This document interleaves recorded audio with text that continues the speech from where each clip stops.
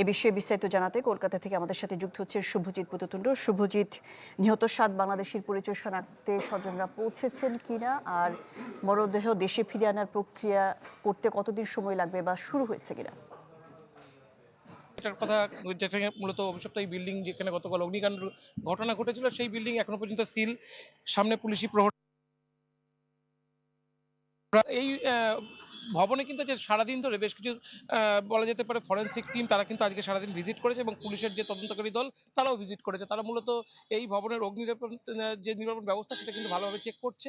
এটা গেল প্রথম কথা। দ্বিতীয় জিনিস সেটা হচ্ছে এই অগ্নিকাণ্ডের ঘটনায় 3টে মামলা হয়েছিল মূলত পুলিশের তরফে স্বতঃপ্রণোদিতভাবে। অগ্নিকাণ্ডের এই অনিচ্ছাকৃত খুন, ষড়যন্ত্র, সমবেত অপরাধ, এই মামলায় 3 জন গ্রেপ্তার হয়েছে। তাদের কিন্তু কিছুক্ষণের মধ্যে আদালতে তোলা হবে। 3 নম্বর যেটা সেটা হচ্ছে যারা মূলত নিহত হয়েছেন তাদের পরিবারের স্বজনরা তারা এই মুহূর্তে কলকাতায় উপস্থিত রয়েছেন।